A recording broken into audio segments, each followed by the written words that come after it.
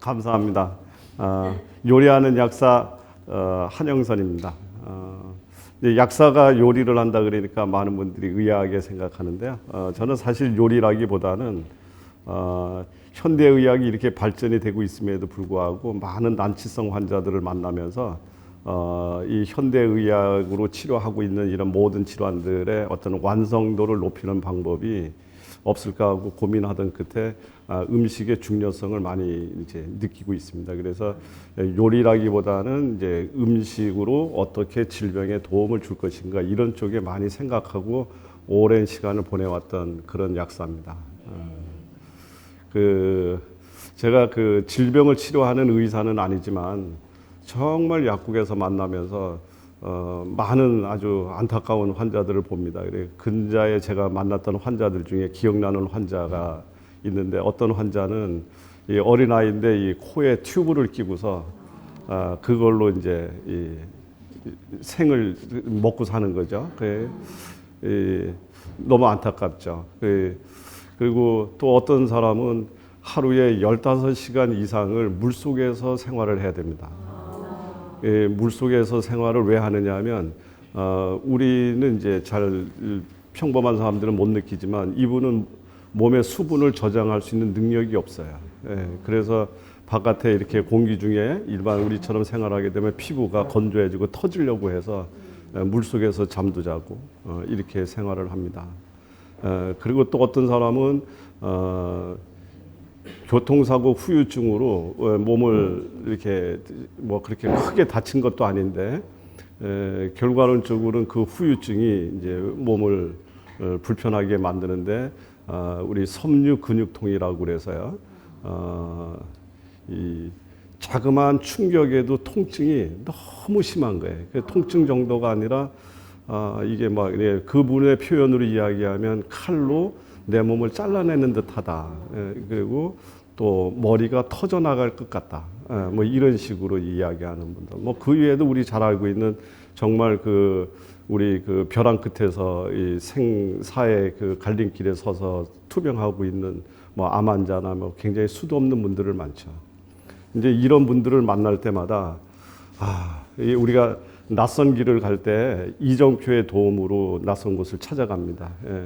그럴 때 이분들한테 제가 어떠한 이정표, 어떠한 안내자가 되어야 될까 정말 많은 고민을 했습니다. 그러면서 무슨 말을 해야 되나, 이분들을 어떻게 위로하고 어떻게 안내하는 것이 이분들한테 가장 좋은 답이 될 것인가 이런 고민을 많이 하면서 결국은 그 가장 중요한 핵심이 우리 음식에 있다는 것을 깨닫고 오랜 시간 동안 이제 음식을 가지고서 많은 생각을 했습니다. 우리가 이제 보통 이야기할 때 정답, 이 질환에는 무엇을 먹으면 되는가 정답을 찾기를 원하지만 이처럼 정답이 없는 환자들이 너무 많습니다. 그렇죠? 정답이 없어요. 그러면 우리는 사실은 정답보다 더 살아가면서 중요한 것 중에 하나가 우리가 어떻게 안내를 할 것인가, 어떻게 이것을 풀어나갈 것인가, 이것은 정답이라고 안 그러고 해답이라고 그럽니다. 그래서 우리가 올바른 해답을 풀게 되면 과정이 올바라지면 결과는 저절로 만들어지게 돼 있다. 그래서 이분들한테 올바른 해답을 주고 싶었습니다. 정답이 아닌 해답을 안내하고 싶었습니다. 그러다 나니까 여기에 가장 중요한 이 해답이 우리 하루 3끼 먹는 음식, 여기에 굉장히 너무 중요한 것들이 들어있다는 것을 알고 이제 많이 그래서 음식을 안내하고 그 다음에 질병 이야기를 듣고 그 사람 가슴에 갖고 있는 한을 이야기하고 같이 울고 이러면서 많은 분들이 회복되고 또 완벽하게 회복되지 않았다고 했을지라도 많은 어떤 건강의 희망과 마음의 위안을 삼는 것을 보고 정말 누구보다도 가장 행복하고 이 길은 꼭 누군가는 해야 될 길이다 이렇게 생각을 하고 지금까지 가고 있습니다. 제가 약 한 2년 전에 저희 약국에 코에 조금 전에 이야기 드렸던 코에 튜브를 낀 어린 아이가 왔습니다. 36개월 되는 아이인데요. 근데 제가 봤을 때는 36개월이 아니라 약 12개월 정도 됐을까 이런 정도로 아주 이렇게 했는데 코에 꼈어요. 여기 다 느끼시지만 어른들이 아프고 누구든지 아프면 다 치료해주고 싶고 뭔가 방법을 안내하고 싶지만 특히 어린아이는 참 저도 부모로서 가슴이 저며옵니다. 너무 안타깝잖아요. 이 아이가 평생 코에 튜브를 끼고서 살아간다면 그 장애며 그 부모의 한은 얼마나 많겠습니까? 그래서 고쳐주고 싶었어요. 그래서 오늘은 그런 어떻게 그 아이가 건강을 회복했는지에 대한 과정을 설명드릴 겁니다. 그래서 제가 음식으로 치료를 한다고 이야기를 하고 치료라기보다는 도움을 준다고 이야기를 하니까 많은 사람들이 저한테 물어요. 뭐라 그러냐면 뭐 사철쑥을 줘야 돼요? 또 아니면 뭐 산에 가면 무슨 나물이 있나요? 약초가 있나요? 예, 그런 것들이 있다면 이미 약으로 나왔겠죠. 예, 그런 것은 없습니다.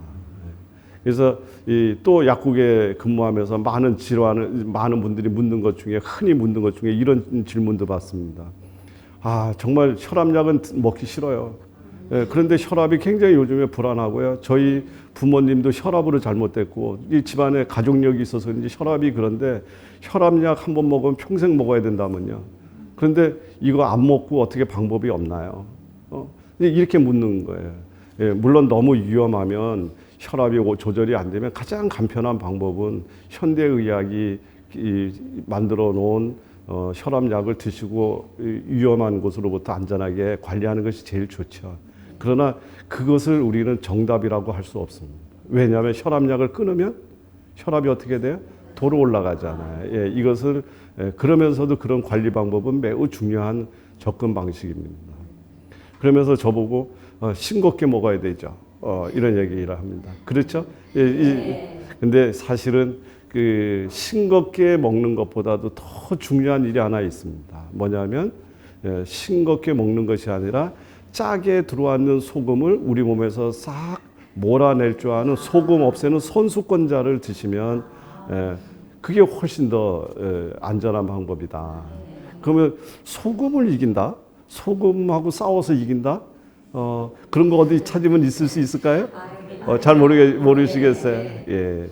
이 식물들은 가만히 이렇게 쳐다보면, 식물들이 자기가 생명력을 확보하기 위해서 살아가는데 여러 가지 생존 기술들을 갖고 있습니다.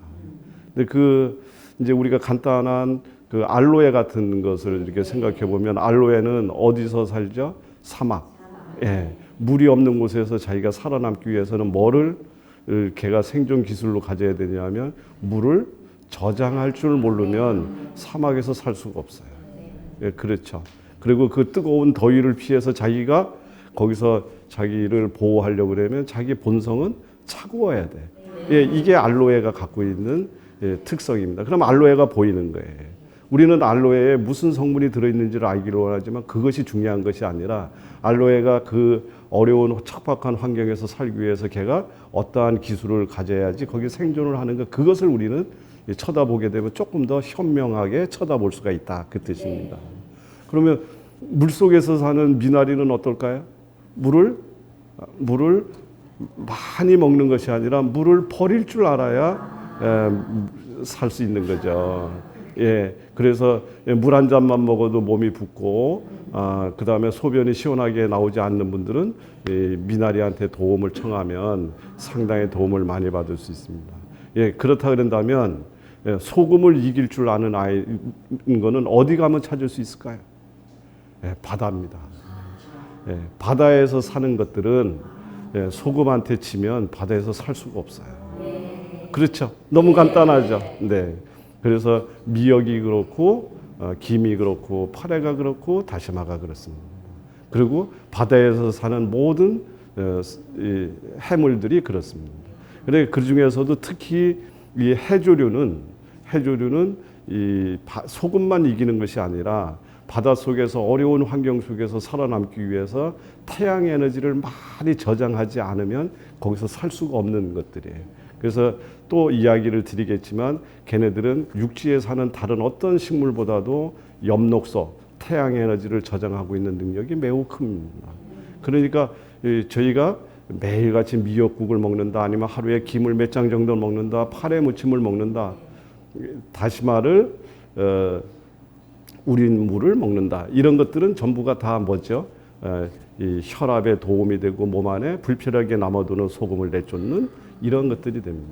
그래서 이러한 것들을 우리가 이야기를 한번 해보자는 거예요. 이야기를 해보자는 건데, 우리가 음식 이야기를 하자고 얘기를 하면 사람들은 대부분이 뭐라고 얘기를 하냐면 아까처럼 어떠한 뭐가 좋으냐를 자꾸 찾으려고 하는데, 이렇게 되면 새로운 제가 또 이 정보의 바다에다가 물 한 컵 또 쏟아붓는 거예요. 아무런 의미가 없어요. 그래서 제가 오늘 드리려고 하는 것은 꼭 기억을 하셨다가, 이것도 원리가 있어야지 되고, 그래야만이 우리가 건강을 회복할 수가 있다. 그래서 그런 점을 이야기를 드리려고 합니다. 그래서 음식을 가지고 치유를 하려면 최소한도 이 몇몇 가지 기준이 필요합니다. 첫 번째는 이 음식 치유를 위한 기준, 제일 첫 번째 장이 건강해야 돼. 그리고 우리 몸속에 나와 더불어 살고 있는 프로바이오틱스. 우리 이제는 프로바이오틱스라고 그러죠. 옛날에는 유산균 했는데 이제는 유산균이라고 안 부르고 우리 몸속에 살고 있는 모든 유익한 미생물을 통칭해서 프로바이오틱스라고 이야기를 합니다. 이 프로바이오틱스, 얘네들이 건강해야 돼요. 장이 건강해야 면역이 살고, 프로바이오틱스가 건강해야 그 면역 활동이 왕성하게 일어납니다.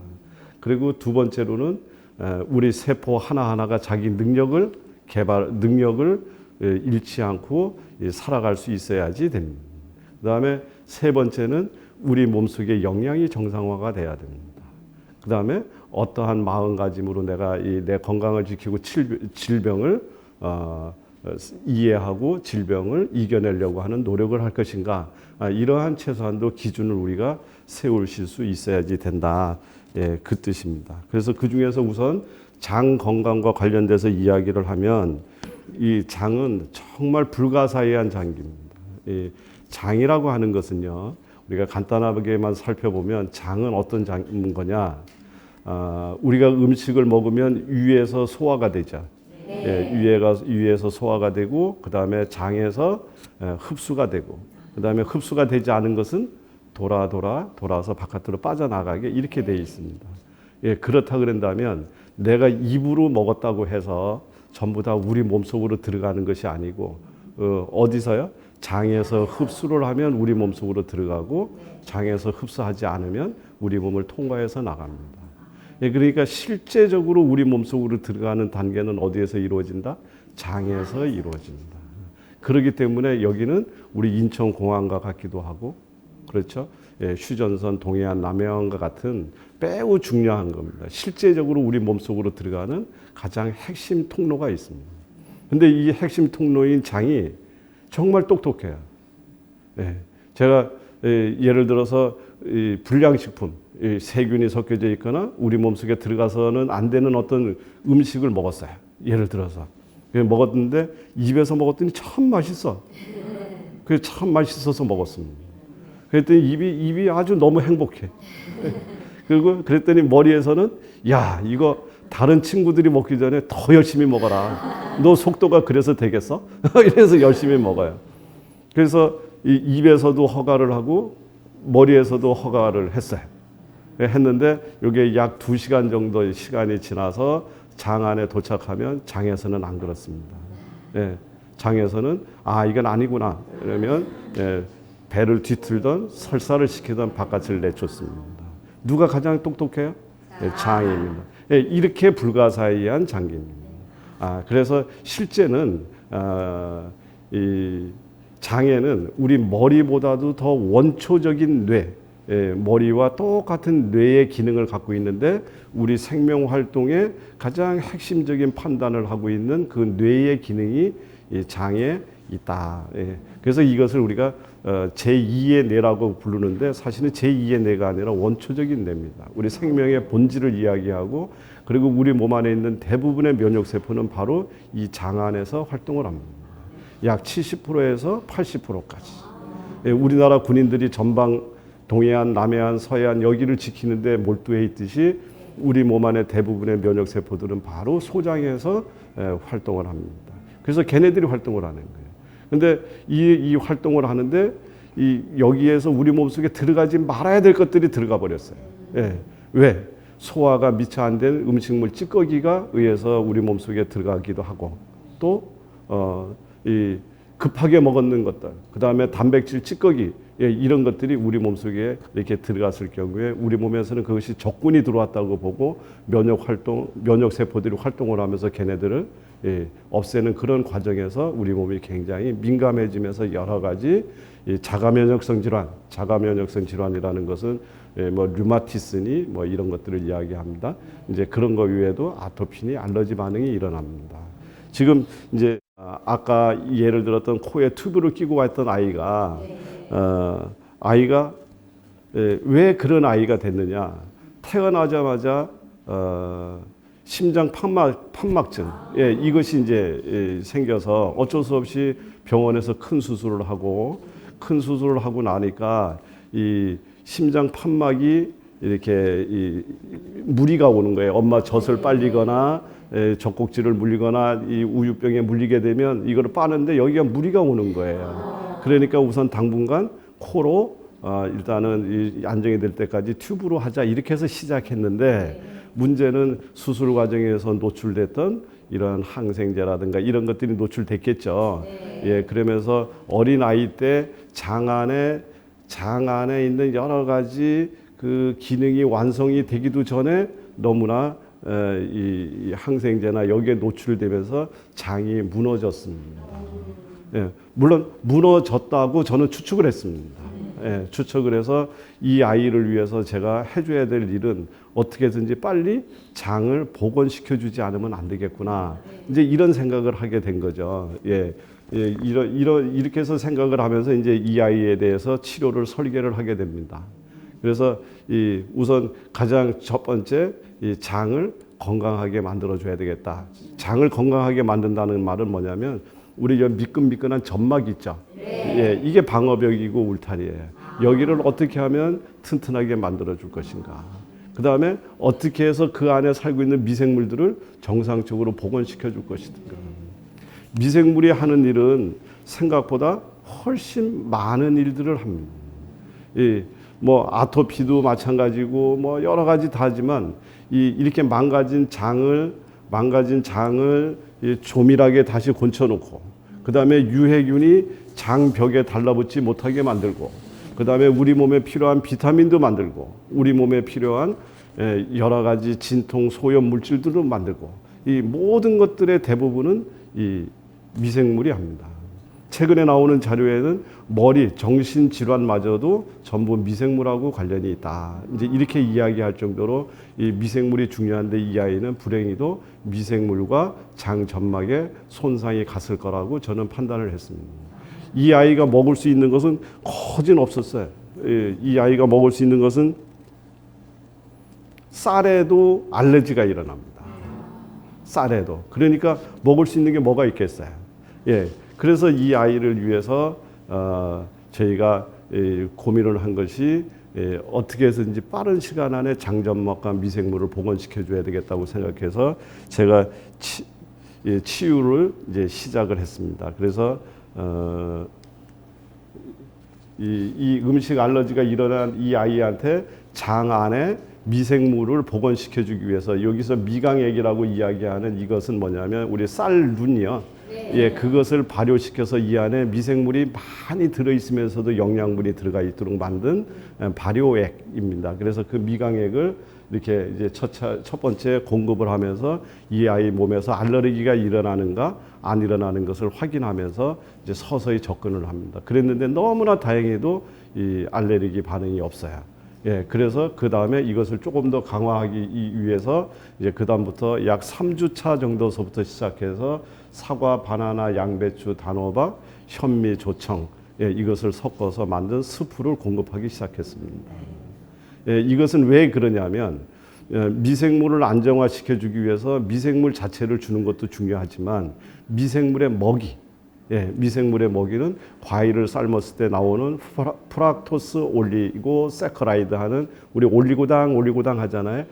그 당을 우리 장 안에 살고 있는 미생물들이 가장 좋아하기 때문에 또 영양도 공급할 겸 미생물을 건강하게 키울 겸 해서 여기다 놓고, 그다음에 단호박이라든가 여기에 들어있는 베타 카로틴이라든가 이런 성분이 장 점막을 빠른 속도로 회복시켜 주기를 원하는 마음으로 이렇게 만들어서 줬습니다.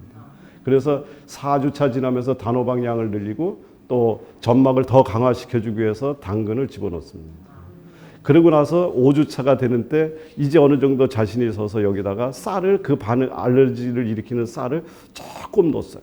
그랬는데 무사히 알러지가 안 일어나는 거예요. 예, 그래서 그 다음부터는 자신감을 갖고 이제 단백질 공급을 시도를 했습니다. 그래서 소화가 잘 되는 부드러운 연어라든가 참치, 낙지들을 같이 이 사과, 바나나 삶는 데다가 합쳐서 삶아서 집어넣습니다. 예.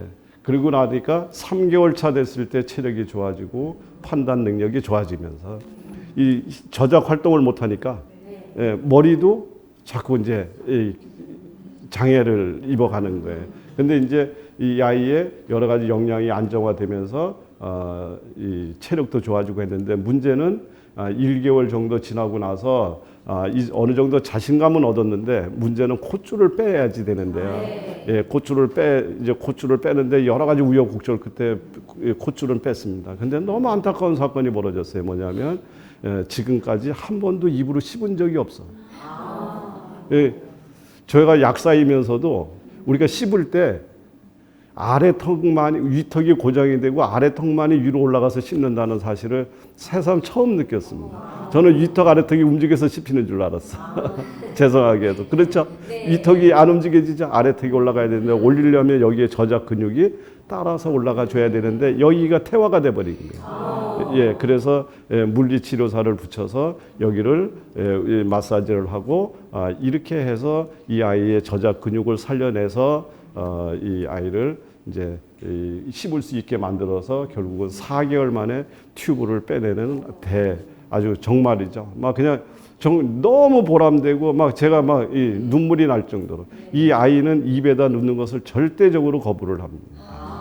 그래서 그 아이를 붙잡고 제가 이렇게 손을 잡고 걷지를 못해요. 그래 아장아장 걸리면서 옆에다 물컵을 들고 쫓아다니면서 입에다가 갖다가 이렇게 입에다가 갖다가 댔더니 이 지쳐 있는 상태에서 물이 오니까 그거를 쫙 빨아 당기는 것을 보고 가능성을 보고 이 아이를 이제 튜브를 빼고 이런 과정을 거쳐서 한 아이가 자칫하면 평생 고무 튜브에 의해서 살아갈 뻔했던 이 아이가 이런 어떤 아주 간단한 노력에 의해서, 간단한 원리에 의해서 건강을 지금 회복해서 지금은 언어 교육받고 있습니다.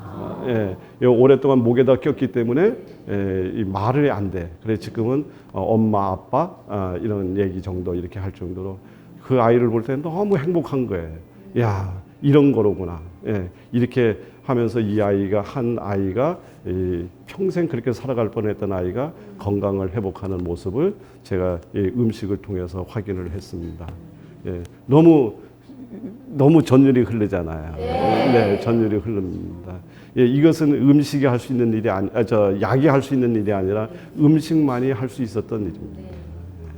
예, 그래서 지금은 아주 아이가 영리하고 기운도 세고 너무나 좋아요. 예, 너무나 좋고 저희 약국에 오면 저는 이제 늦둥이 하나 얻은 것 같아요. 네, 예, 그래서 그렇던 사례를 우선 한번 말씀드리면서 장과 유산균, 프로바이오틱스의 중요성을 한번 더 강조드렸습니다. 네. 예, 음식 치유를 위한 기준 첫 번째는 장 건강과 미생물에 대해서 말씀을 드렸다 그런다면, 두 번째는 세포의 정상화라는 측면에서 우리가 이해를 하셔야 됩니다. 우리 몸은 세포가 약 60조 정도가 모여서 우리 몸을 이루고 있기 때문에, 그래서 그 세포의 기능들이 어떻게 자기 할 일을 제대로 할 수 있을 것인가, 이제 이 관점에서 쳐다봐야지 되는데, 세포 정상화의 핵심은 엽록소입니다. 네, 이 엽록소라고 하는 것은 뭐냐면 우리 모든 생명체는 태양이 없으면 못 살죠. 예, 물론 공기도 중요하고 물도 중요하고 다 중요합니다만은 결국은 이 생명의 핵심은 태양 에너지입니다. 그래서 태양 에너지가 우리 몸속에 들어와서 우리가 나가서 햇빛을 쬐게 되면 태양 에너지로부터 우리 몸속에 비타민 D가 만들어지고, 비타민 D가 만들어지면 신장 기운이 건강해지고 갑상선 기능이 회복이 돼서 우리 몸의 여러 가지 에너지 대사를 시작합니다. 근데 그거만큼 또 중요한 것이 태양 에너지를 저장하고 있는 무엇인가를 우리가 먹지 않으면, 영양으로 섭취하지 않으면 우리 몸이 회복되지 않는데, 태양 에너지가 보이지 않죠. 근데 이게 눈에 보이는 형태로 저장이 돼 있는 것이 뭐냐면 식물의 엽록소입니다. 그래서 이 식물의 엽록소는 식물의 이 혈액이라고 이야기할 수 있습니다. 그러니까 태양 에너지가 식물에 들어와서 식물에다가 피를 만들어서 그 식물을 살 수 있게 만들어진 것이 바로 식물의 엽록소다.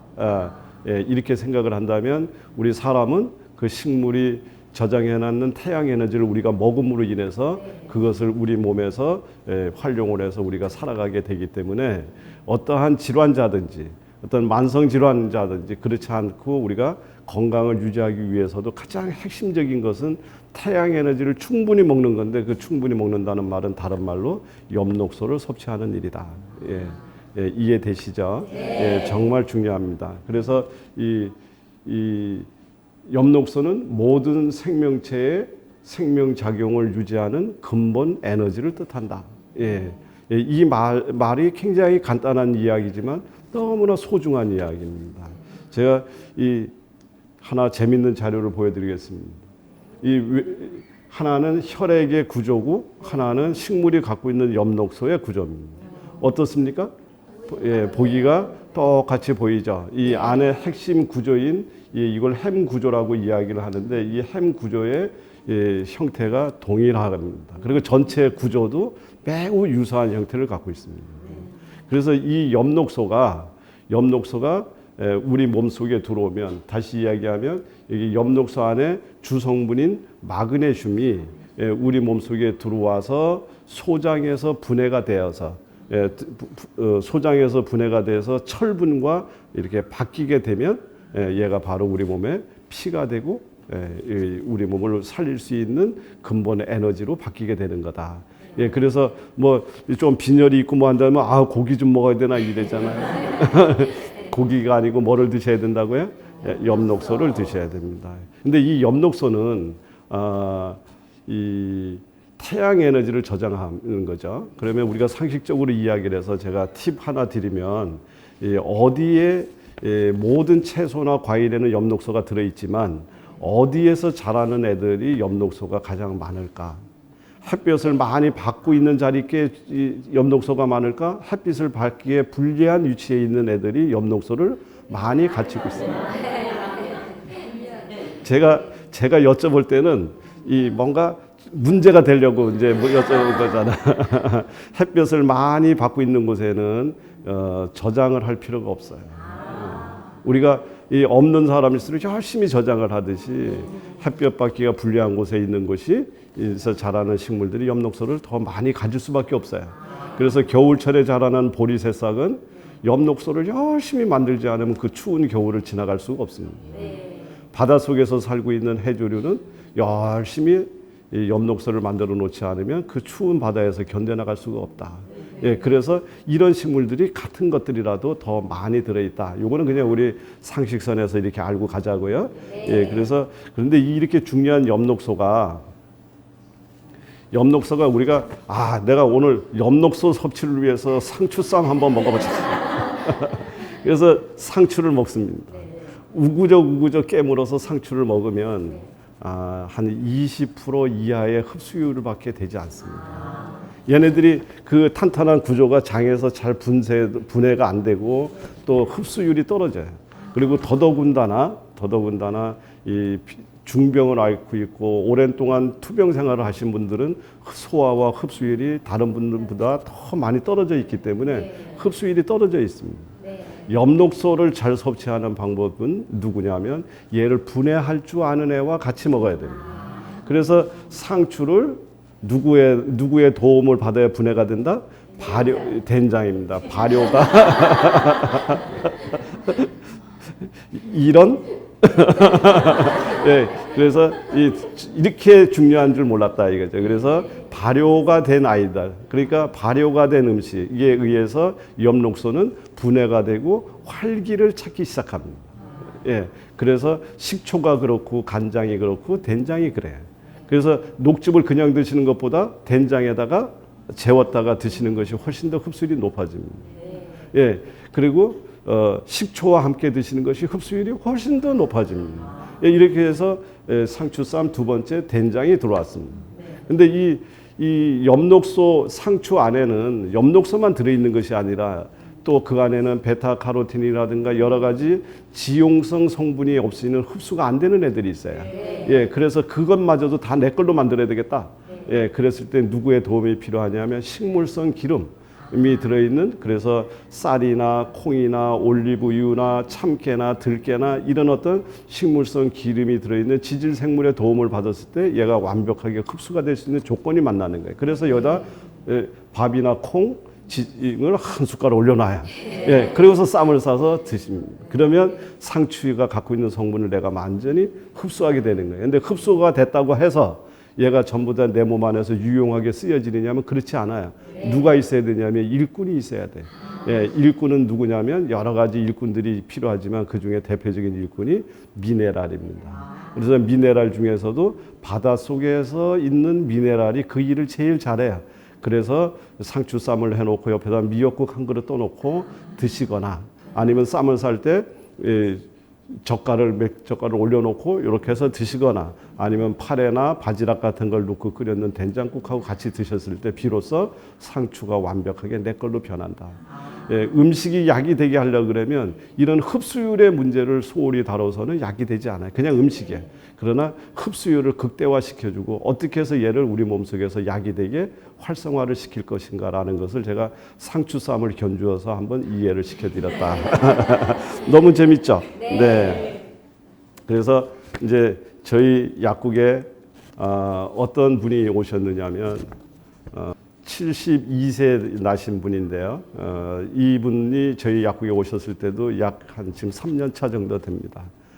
병명은 임파선 암이고요. 이거는 백혈병과 구분돼서 비호치킨 림프종이라고 부르는 질환입니다. 그래서 몸이 여기저기 통증이 찾아와서 병원에 가서 이제 진단을 했더니 이제 이런 그 말기 림프종을 그러니까 진단을 받으신 분입니다. 그래서 진단을 받고 이제 항암, 방사선을 하는 도중에 연세도 드신 데다가 체력이 급격히 떨어지면서 폐렴, 합병증이 찾아와서 고혈당과 저혈당을 오고 가는 소위 얘기해서 혼수 상태에 빠져서 더 이상 병원 치료를 받기가 불가능한 상태에 놓였던 그런 어르신이에요. 예, 근데 이 어르신을 제가 만났을 때 이분을 위해서 제가 해줄 수 있는 방법이 어떻게 풀어야 되나. 예, 정답은 없어요. 근데 어떻게 이분을 이 방향으로 끌고 가야 되나, 풀어야 되나, 해답을 어떻게 만들어야 되나를 고민을 했습니다. 첫 번째는 더도 덜도 아니고 뭐부터 해야 되냐면 떨어져 가고 있는 체력을 끌어올리지 않으면 절대적으로 이분을 살릴 방법이 없어요. 그래서 체력을 끌어올리기 위해서 무엇이 항암에 좋고 뭐가 좋고 하는 이런 음식을 찾은 것이 아니라 체력을 끌어올리는데 역점을 두었습니다. 그래서 제일 첫 번째 바지락, 마늘, 그래서 아까 해조류라 그랬죠. 밭에서 나왔는 여기에다가 낙지를 집어넣어서 끓여서 드시게 했습니다. 그러면서도 아까 프로바이오틱스의 중요한 유익 미생물의 중요한 이야기를 드렸죠. 네. 예, 그래서 생된장을 거기다가 풀어서 이렇게 해서 수시로 드시게 만드는 일로부터 착수를 했습니다. 예, 그리고 참조로 갯벌에서 나온 바지락이라든가 이런 음식을 열심히 드시게 되면 장 점막이 굉장히 튼튼해져요. 예, 이것 또 하나의 팁입니다. 예, 그래서 이렇게 해서 하고 그 다음에 식사에서는 콩, 현미, 맵쌀에다가 잡곡밥을 만드는데 여기다가 특이하게 뭐를 넣습니까? 사과하고 바나나를 넣습니다. 왜 넣었을까요? 사과, 바나나를 아까 삶으면 과일을 삶으면 누가 좋아한다고요? 미생물이 좋아합니다. 그래서 미생물을 살려주기 위해서 사과와 바나나를 집어넣어서 이렇게 밥을 만들어서 항암 도중에 또 방사선 치료를 받으면서 세포가 여러 가지 독소에 의해서 기운을 못 차리고 있는 것을 회복시켜 주기 위해서 이렇게 밥을 만들어 주고요. 반찬과 국에는 북어 묵국이라든가 북어 된장찜 뭐 이런 것들을 해서 단백질을 공급하려고 하는 노력을 곁들여 주었습니다. 예. 그리고 나서 또 습으로 적극적으로 미생물을 살려내야 되기 때문에 사과, 바나나, 양배추, 단호박 등을 넣어서 습으로 만들어서 주로 저녁에 먹게 했습니다. 왜 그러냐면 저녁에 우리 몸속에 독소가 많이 생겨나고 저녁은 뭐 하는 시간이냐면 우리 몸이 내 몸을 보수하는 시간입니다. 아침은 뭐 하는 시간이에요? 내 몸을 쓰는 시간. 예, 밤에는 내 몸을 곤치는 시간. 예, 그래서 밤에 곤치는 것을 충실하게 하고 그다음에 저녁에 과일당을 열심히 드시게 되면 잠을 깊이 주무실 수가 있어요. 머리가 건강해져요. 그래서 이 오랜 투병 속에서 잠도 못 주무시고 얼마나 마음이 그 생사에 어떤 마음의 흔들림이 있으시겠어요. 그래서 마음을 편안하게 다스려 주기 위해서 저녁 때 이것을 드려서 수면을 도와드렸습니다. 그리고 이 아침에는 무, 당근, 우엉 이런 야채라든가 해조류를 넣어서 여러 가지 망가진 세포에 영양을 주도록 노력을 했습니다. 예. 이렇게 해서 많은 야채와 과일들을 먹게 만들면서도 또 하나는 전부 앞에 것들은 다 끓였잖아요. 네. 예, 끓였는데 생으로 뭔가를 드시게 해야 되는데 그렇다고 상추쌈 드릴 수는 없고 그 엽록소를 어떻게 몸속에 가장 흡수를 잘하게 만들 것인가를 고민을 하다가 물김치. 대한민국 사람들은 알잖아요. 네. 예, 야채를 숙성시켜서 흡수율을 높이면서 그 물김치 안에는 뭐가 들어 있습니까? 미생물이 들어 있거든요. 네. 그래서 제가 원하는 엽록소 미생물도 주면서 이 김치 재료에 어떠한 것을 재료를 선택하느냐에 따라서 그 물김치의 기능을 다양화할 수 있기 때문에 물김치를 만들어서 수시로 먹게 했습니다. 그 다음에 14년 5월경에 와가지고 여러 가지 오랫동안 병상 생활하면서 허리가 아프고 고관절이 아프고 이제 이렇게 해서 그것을 치료해주기 위해서 생감자즙에다가 콩국을 섞어서 드리는 처방을 해드렸습니다. 생감자즙 콩국 드시게 되면 여러 가지 신경통, 관절통 이런 쪽에 매우 도움이 됩니다. 왜 그럴까요? 생감자즙 안에는 그것을 치료하는 비타민 C라든가 여러 가지 성분이 많이 들어 있습니다. 그래서 이것을 치료 드렸습니다. 그래서 결국은 지금 현재 14년 7월경부터 모든 건강을 회복하고 지금 현재 산에도 다닐 정도로 그리고 수시로 저한테 연락이 옵니다. 산에서 약초 뜯어왔는데 먹어도 돼요? 너무 행복하잖아요. 네, 너무 감사한 일이고요. 그래서 두 번째 음식으로 이렇게 어려웠던 분이 회복되는 사례를 제가 봤습니다. 그 다음에 이제 세 번째 음식 치유를 위한 기준 세 번째는 영양의 정상화입니다. 우리가 영양의 정상화라고 이야기를 하니까 우리가 영양하면은 보통 탄수화물, 지방, 단백질 3대 영양소를 생각하잖아요. 근데 이제 3대 영양소가 부족해서 병이 오지는 않습니다. 3대 영양소보다도 더 중요한 것은 3대 영양소를 우리 몸에서 효과적으로 사용될 수 있게끔 일을 할 줄 아는 그 영양소가 필요해. 그래서 3대 영양소를 우리 아주 어려운 말 한번 하겠습니다. 제가 오래간만에 마크로 뉴트리엔트, 거대 영양소, 마크로. 근데 우리가 이 집을 지으려고 벽돌도 갖다 놓고 철근도 갖다 놓고 모든 건축 자재를 갖다 놨어요. 집이 되어지나요? 아니요. 누가 있어야지 집이 만들어지죠? 짓는 사람, 목수도 있어야 되고 벽돌 쌓는 사람도 있어야 되고 인테리어 하는 사람도 있어야 되고 여러 사람이 있어야 되잖아요. 바로 일꾼이 있어야지 됩니다. 지금 현대인이 걸리고 있는 대부분의 질환은 이 재료가 없어서가 아니고 일꾼이 없는 거예요. 그래서 그것을 미량 원소, 마크로 뉴트리엔트에 대신해서 마이크로 미량 원소라고 얘기를 하는데 바로 그게 부족한 거예요. 그래서 그것을 보충해 주려고 신경을 쓴다. 근데 그 중에 가장 핵심이 미네랄이다. 이렇게 이해를 하시고요. 이 미네랄은요. 지금 여기 앞에 이게 이게 무슨 통이죠? 술 담는 통. 예, 술 담는 통인데 이 모든 것은 다 정상적으로 돼 있죠. 그 되는데 딱 한가운데 구멍이 나 있습니다. 근데 구멍이 난 얘 때문에 이 통의 능력이 어디로 줄어들었어요? 예, 이 구멍이 난 위치까지밖에 술을 담을 수가 없습니다. 그러니까 다시 이야기를 하면 최대가 아니라 최소에 의해서 이 통의 능력이 결정이 됐습니다. 이해하시죠? 네. 우리 몸은 60조의 세포로 이루어져 있는데 이 말을 조금 더 쉬운 말로 이야기를 하면 60조의 공장이 돌아가고 있습니다. 60조의 공장이 돌아가고 있는데 이 60조의 공장이 자꾸 문을 닫아. 왜? 일꾼이 없는 거예요. 일꾼이 없어요. 그래서 그 일꾼을 우리가 어떻게 하면 보충해 줄 것인가? 어떻게 해야 이 오크통에 더 많은 술을 담을 수 있을 것인가? 이것을 결정짓는 핵심적인 역할이 어디서 나온다? 미량원소, 바로 미네랄의 역할입니다. 비타민도 효소도 미네랄이 없이는 절대적으로 활동을 할 수가 없습니다. 모든 것들의 마지막 전기 스위치를 놓는 것은 미네랄이 하는 겁니다. 그런데 우리가 땅이 죽고 여러 가지 농토가 그다음에 농사법의 잘못으로 우리가 먹는 먹거리에는 바로 이 미네랄이 부족합니다. 그래서 이 문제를 어떻게 해결할 것인가가 우리가 또 하나의 관점이다. 이렇게 보시면 되고요. 그래서 우리가 건강이라고 하는 것은 간단하게만 보면 미량 원소 칼로리, 그러니까 칼로리를 줄이고 미량 원소를 늘리는 것이 바로 건강의 법칙이다. 건강의 법칙 멋있죠? 예, 우주의 법칙은 E는 MC 스퀘어, 건강의 법칙은 헬스는 미량 원소가 더 많아져야 된다. 다시 얘기하면 미량 원소를 늘리는 것이 중요하다. 이 미량 원소가 부족하면 부족할수록 우리 몸은 병이 나고 건강을 잃게 돼 있습니다.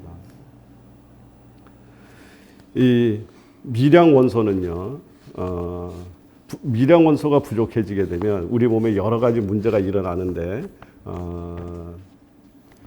악이 돌아가는데 들어보셨어요? 악이라는 게 뭐냐면, 불교에서 얘기하는 악이도는 지옥보다는 그래도 살기가 조금 낫대요. 지옥보다는 조금 난데, 거기 사는 악이는 배는 이만한데, 입은 바늘구멍이에요. 그러니 그걸 채우려고 그러니 얼마나 힘들겠어요. 그런데 그것마저도 여기다 입에다 누르려고 그러면 여기서 불이 확 나서 없어져 버려요. 그러니 얘의 굶주림이라는 건 끝이 없다. 먹어도 배가 고픈 거예요. 근데 이게 아기도에만 있는 것이 아니라 우리가 살고 있는 여기가 아기도인 사람이 많습니다. 왜요? 먹어도 배가 안 불러. 그래서 또 먹어요. 뭐냐? 미량 원소가 부족한 거예요. 두뇌에서는 계속 불러들여. 세포가 배가 고프다고 외쳐. 당뇨병이 그렇고 다 그렇습니다. 그리고 우리 마음의 욕심도 사실은 악이잖아요. 돈 더 갖고 싶고 더 갖고 싶고 더 갖고 싶고. 예? 이게 악입니다. 악이도예요. 여기가 악이도예요. 예, 이것을 벗어나야지 되는데 먹어도 굶주림이 이 갈증의 해소가 안 되는 것을 우리가 어려운 얘기로 톡시헝거라는 말을 씁니다. 독소에 의해서 굶주렸다 그 말입니다. 그래서 제가 알고 있는